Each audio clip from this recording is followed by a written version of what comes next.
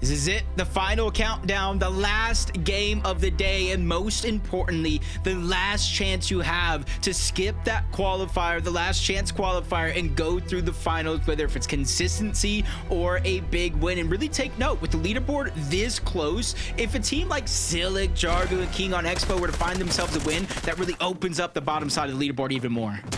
Well, we are going to have to see it play out. This is the first time we've watched this Demon Dojo's fight go down here for Roxanne, Daxi, Tankacito. Game one, they had a little bit of a highlight, a spotlight put on top of them. Now, it's going to come down to a victory royale for them. Same for Blaster Tricks and Ioba himself as well. That's the beauty of this type of game format, these group stages, those wins. Still give anyone a realistic chance to make something happen, but it's if you can come out of the mental gutter, most importantly. Takasito's team seems to have the lead here as they've gotten the first knock. Calling for the push now. They're hunting. Daxi got some visuals here. Roxanne plays from the low ground. Beautiful little side angle there. Yeah, but even without a shotgun, he's at least trying to cause a little bit of a distraction. The rest of the team can follow up just like this. 3v1 numbers game at its finest. Demon Dojo has now been claimed by Tankacito, Daxti, and Roxanne for themselves. They got a lot of time and a lot of space here to try to make something work in this last game. As we continue to look around the teams, some bubble teams inside of it, others going to be outside of it. And this is another one that I'm looking at. They already have 2 eliminations monster. They're looking for the solo player who's left alive, just trying to hide his way to get his teammates back the best that he can. Doesn't matter if they have a scanner or anything like that. That'll really change things. It's HQ just hiding behind a pipe or a box inside of that door. Oh, so it does look like his team was taken out here. We've seen a lot of Ace Cube today, finding himself in all types of situations, but this is the worst by far, given that it's the last game right now. He's just holding on to hope right here so that he doesn't have to be sent to the last chance qualifier. They don't know where he's at, though. And if they burst through the door on the other side, that's actually a little extra piece of cover for where he's actually hiding at, but they're not really going to give up on the chase. They see a cone, just like some of the other times that we saw today. That would have been a hiding spot, but he actually kind of really learning from years past of Fortnite. And HQ just at the mercy of that full trio on the other side for them to disengage out of Shiny and look for Surge elsewhere. That's going to be his best bet at not only staying alive, but getting his teammates back into the game to have a chance at qualification. And he's got the right skin, too, for the floorboard matching, so I think he'll be all right. But Amplified, no, they're pretty aware that he has to be somewhere nearby. Either way, we jump in with Acorn, Pollo, and Agers. What did they earn? Like 6 points last game, if that. Very tough game for them, keeping it all the more interesting coming into the last round. And it started off so well for them, right? Getting all those farm tags onto Dash and crew. They lost Pollo, but they managed to save him and kind of come back into it. But you know, just one mid-game decision going wrong, and all of a sudden they find themselves in a last-ditch effort to try to make it through. Meanwhile, Edge, Bobby, and Crook here fighting the usual, happening at the north side of the map at the moment. Actually chasing. I don't know how he got separated as a solo. He's trying to make his way back to Boji, his teammate, and he has the piece. Nice shot on the edge, but it's not going to be a real difference maker, especially considering the HP that he does have left, the lack of shields, especially that he's getting jumped on 1v3. Sprite's going to try to do what he can. Boji is now into the mix, so it will slow things down, stop the aggression right in its tracks, allow them to kind of heal up, reassess the situation. 13th versus 15th monster. 2 bubble teams choosing to disengage out of this fight. And this is something that we spoke about yesterday. When you're on the bubble, outsider in, does it calm nerves? And I think the difference in that fight versus some of the other games we see might be a little bit of nerves involved. I was going to say, respect Boji to the rescue right there. He just jumps in, saves his mans. It could have easily called to leave him, but they had the heart to stick it out. Go down as a team there. Little brief look at the standings here, Jacob, to really give us the bigger picture. Shiny Cat and Fishy's trio both just tied up for 10th and 11th. Anyone kind of in that range, letting you know that they're fighting for top 5 right now.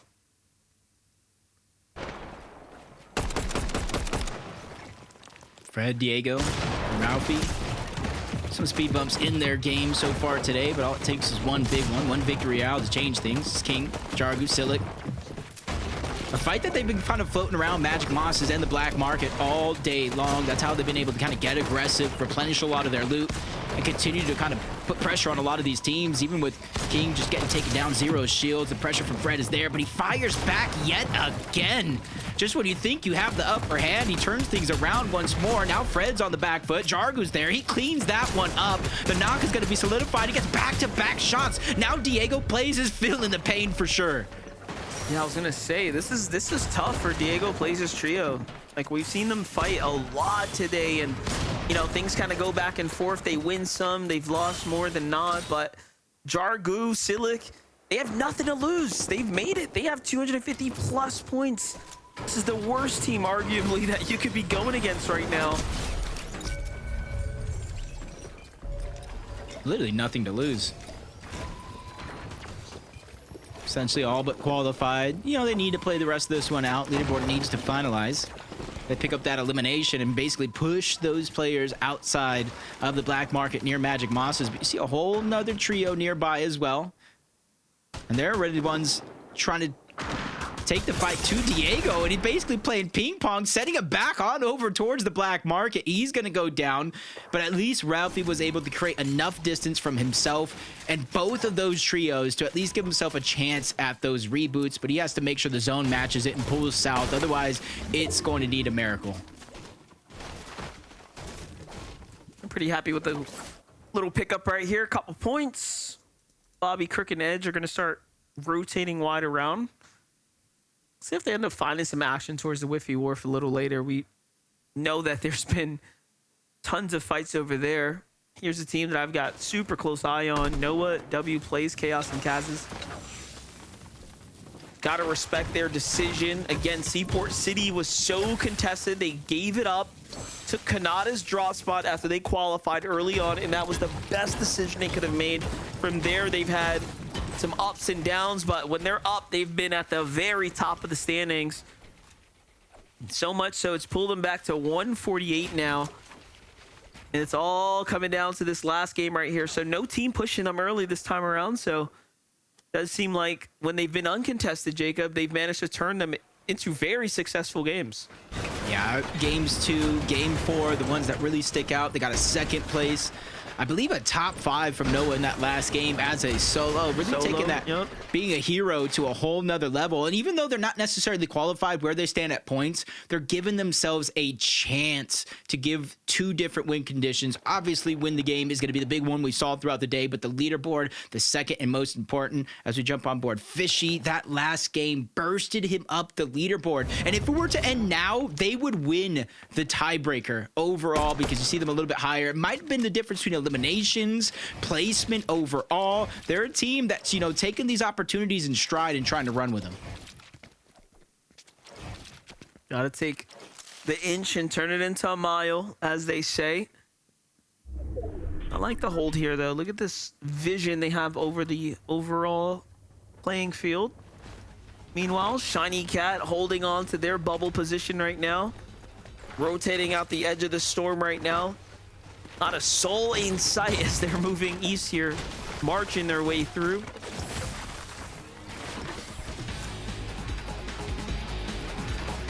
Trains kind of left there, just outside of Foxy. Typical position for it in a lot of these lobbies. They can kind of see if anything's left over that they like before they make their way, continue moving in towards zone. Those 2 early eliminations that you see that they have is going to help with feeling confident, not having to kind of play desperate for Surge. But with one team in front of them, they're just going to take a few shots before they continue to rotate towards the north. And that's going to be their team and maybe a few other teams' strategy. Rotate towards the north, cut towards the east, and try to make your way towards south to where you hope there's less congestion on that edge of the zone. Eulogy, Yusuf Phenom. Still set up right now. This early game, just again, passing by right now. Very calm before the storm here. Really looking like, Jacob, this is gonna end up heating up really fast. Hearts are gonna be broken too. We have so many teams within that top 10 range right now. Almost feels like if you watched EU Group 3 earlier, the point spread through consistency was absolutely insane. I think it was like less than 10 points separated first on that leaderboard all the way down to 5th. And it's looking like that could be the difference maker here. One elimination, staying alive, one placement longer. Chamonix Prom Sieges looking down. That's Chris Wager trying to leave Crime City. Kind of staggered so far back, trying to utilize as much as they can from the black market. But as soon as they see a team up there, they realize that's no longer going to be an option. They have to try to find what they need elsewhere. Demon's Dojo team still in the game. Sprite, Boji, Core maintaining control of the pump power position right now. Gonna bait out Tankecito's trio here into a bit of a skirmish. Asking shot received though. Shots are coming in. Their entire foundation gets broken down. And look, while all that's happening, Core's just like, you know, keeping his team situated, farming for mats, picking up what he can. I like that too. Just no wasted time, essentially. Even if you can't find the surge tags, he's making sure to continue farming up. The extra resources, taking the next stone. You saw the extra minis getting tossed on over, trying to converge all their loot and resources into one location. Teaks, Backtalk, Scuffies, just south of the Shining Span Bridge, hoping that the zone continues to pull over in this favor. Hey, and it looks like one of those zones that we saw, I believe, yesterday, to where it kind of ended over towards Seaport City. And that's where they're kind of hedging their bets and really kind of banking that where the zone continue to pull in this favor. And you can be really telling of their strategy if they take the top side of that bridge like we've seen so many teams do through the weekend. Still got him on the move right now, though, for Silic, Jargo, and King. One of the last to leave the zone. Any team in their way has really got to be careful. We've kind of painted the picture before that they're relatively punched in. They know have done made it. It's just a matter of them kind of flexing for the standings right now. This is for pride right now. This is for practice at this point. All in preparation of the finals. I like this rotate too, kind of playing super outskirts here, but there's a trio there, so shots start to come in. Meanwhile, we get to catch up right now with Pollo and Acorn. What's going on here? A lot of damage taken. Seems like Pollo doesn't have any white heals to work with. What do you think they're waiting for? Yeah, with their white heals, if they don't have like a med kit or anything like that, probably use the splashes on the next rotate. There's no reason to use them early as long as you're playing carefully if you are Pollo. So you kind of use it, get the HP up right before rotation, and that way you get that little bit of a speed boost with the gold splashes. But they're already in zone, not much rotation for them to do. And you're seeing everybody towards the pump power becoming more and more stacked as time goes on. At first it was 3, then it was 4. Now I can probably see 5, 6, maybe even 7 teams all trying to make their way in towards pump power. And what some teams thought would be a slower rotation going north the way that they have all the way to east is not so slow of a rotation as they once thought, because so many teams mirroring and mimicking that rotation. This is the beauty of like the randomized zones right here. Pump power all of a sudden becoming an attraction point where all up until today there was rarely any action, not like this, not at this scale here. So a much different dynamic starting to take its place here. But what we do see is that little piece of those snowy white mountains starting to come into play. So we already know those are going to be critical positions starting to be claimed by the teams that are getting there early.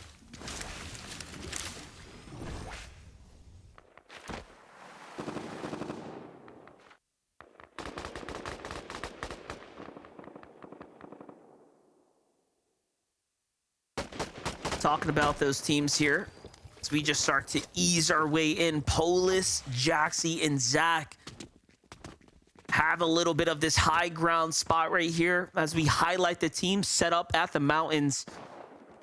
And we like this type of positioning right here. Near center, still not quite all the way. However, one of the stronger spots. And if you bring your focus down to that map, you can see that they're actually interested in getting a little bit to the middle as well. Little team in the distance there. And Polis's team ever so patient here, just waiting for opportunity here and now. And this is where the pressure really starts to become real. The mid game starts to heat up. Even the game, the dusk is starting to settle here. So the environment is starting to become all but reality for Chaos, Noah Plays, and Kaz's. Think about their journey. A difficult game one, an even stronger game two, and now in the final moments, they are just trying to find their chance here to earn about 50 points or so. Surge still hasn't warned the lobby just yet, so everyone knows kind of where they're setting at right here. But look at this. Let's jump in with a big rotate here. Pump Power pushed out of the zone, and now it's time to go south. 4 teams on the move here, but Eggy's trio here and Nyx, Azuri start to move first. They're going to be trailing behind, just 13 damage below. Make it 30 below now, too. So pressure starting to really build up for these trios. Shots coming in from the distance. It's Andrew's team, like we mentioned. Anyone who's got those high ground spots, we're going to have a major advantage on this rotate here. And look at this. Mock just trying to do his best here to lead his team to victory now. Love this outskirts rotate right underneath the islands here, but they're moving straight into King's trio. Definitely have to be careful nonetheless. Let's take a look at Muck, what's happening right now. Can they find any type of tag here? You got to put yourself in their shoes. You're sitting there. You're on the bubble. You're on the line, and you're below the surge. This is where the nerves start to really kick in here. You can feel the opportunity just slipping away slowly. And then you have Jargo's trio starting to target you here on the rotate. And now reality starts to really set in. That surge is going to start to become active here. We're going to be forced to kind of put the sprite down. Have to find any kind of opportunity to take a fight here ASAP. There goes the rotate. 100 below now. Surge is active, continuously ticking here. Mock still hasn't seen a single player. Where are all the players? His teammate Addix finds someone over on the outskirts. He's trying to make a push up there, and a fight does start to break out, but it's not enough so far. It's Tofi's trio. Muck tries to go for high ground. Tofi's in there, putting up a good fight. Azuri shows up. Tofi answers a huge shot onto Azuri and Addix there, and they get the finish. And this is Bowl Cut Tyler. Skittles and Tofi out of nowhere. Remember, they have had such a difficult time fighting their way out of early game contested round after round, and all of a sudden now, look at what's happening here. They have a chance to play for endgame. If this team can go from 0 to hero, that'll be the Cinderella story for them. And it's all unfolding one step at a time here. This is the biggest showing we've had of Tofi and Tyler. Look at the rotate, beautifully done. Meanwhile, Muck somehow has survived the storm surge. This is all starting to come together for him. His entire tournament is on the line right now. 135 points earned and no shield now. 160 below. Still, there's a stretch between him and the safety of the zone. There's players everywhere. There's shots going down. He's going to have to find his way into a box. He's going to have to find some tags here or be sent back to the lobby. No one wants to see that happen. Even with the med miss, he's got to get into a fight. He's got to find a chance to get some damage here. And look at this, unfortunate too. The zone pulls back at him. A wasted med miss here as he's forced into a more safer position there. And the storm surge turns off for a couple of moments. So just a brief moment, a brief opportunity for him to just go ahead and hang out for a second here.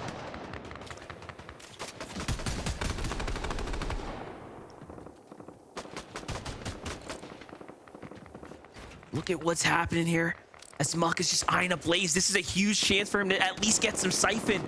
All he needs is a tag, but no! Someone else snipes the shot from the side, and Muck loses this chance. And what do? You see all that loot. He's eyeing it up. He's thinking about it. He's starting to weigh his options. He's saying, wait a second.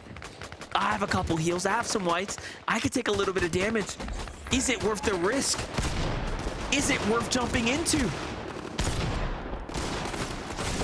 Fishy starts to take a fight here, and all of a sudden now his back's against the wall. Look at all of these bubble teams here weighing in the options. Two-man fight breaks out, and no, the trades happen. It's all up to Xavi now by himself here. Forced to rotate his front side, sees his teammate down. Do you go for it is the real question here. Teammate drops all the heals here. The extra mats as well. He's got plenty to work with. And look at that metal. At this point, you might just have to leave him. And yes, he does have to ditch him. Forced to rotate as a solo now. Needs to box up, pop this chug jug here. This is going to be a great opportunity for them to try to stay alive. You thought I was going to let you take this one all by yourself. The Mythic Sentinel is really going to be the difference maker if he can kind of keep it intact. The zone is on his back. Chug Jug is there, but he's only going to get a moment here to try to keep himself alive, but he peeks through to a full trio monster. Instantly go down. His chances, he has to sit and wait to see how the rest of the lobby plays out. Listen, it is going down right now. We have too many teams on the line. Too many stories. Pressure starting to build here. We even still have Pollo, Aegis, and Acorn. I almost forgot the fact that they needed to show up, Jacob. They needed to perform here and now. And the quick looking at the standings here showing you that Fishy's going to be the first team inside of the top 10 to fall now, to crumble under the pressure of this endgame. And this, Jacob, is an incredible endgame. Look at where it's finishing. Yeah, you see them on top. This is a team that was outside of the bubble throughout most of the day, and now they have that chance over Shining Span. And this is something I mentioned early on in the game. If you're one of these teams that can position on top of this and the zone allows it to happen, it is almost a picture-perfect finish from a team that wants to do more than just take part of consistency. They want to try to get the win, but with the zone pulling further and further away, they have to make that leap down low to the low ground, but they instantly build their way back up to maintain it. And look, Yusuf really trying to make sure he's holding the ultimate high, but no, starts to get pressured. And this is a huge throw for him, unfortunately caught out. And look who it is. Noah W plays, and his trio seizes the most opportune chance here. And the high ground is theirs. You wouldn't have thought they could have lost this positioning, and all of a sudden now it is theirs who is up top here. Jacob, what in the world is happening here? And because of Noah's phenomenal plays, remember games 2, the clutch in game 4, they're in contention where they don't even necessarily need that big win. They just need to hold on, grab a few more placement points, get those eliminations if they can. Down below, not necessarily the same spot, but Pollo, Aegis, and Acorn, they may have had a blunder in that last game, but they are confident they can pick up the pace. They dive off the bridge into the water, trying to give themselves a safer spot as Acorn just gets beamed on the way down. It will continue to move over in their favor, so that might have been a blessing in disguise for them. This is actually incredible. Pollo somehow still alive here.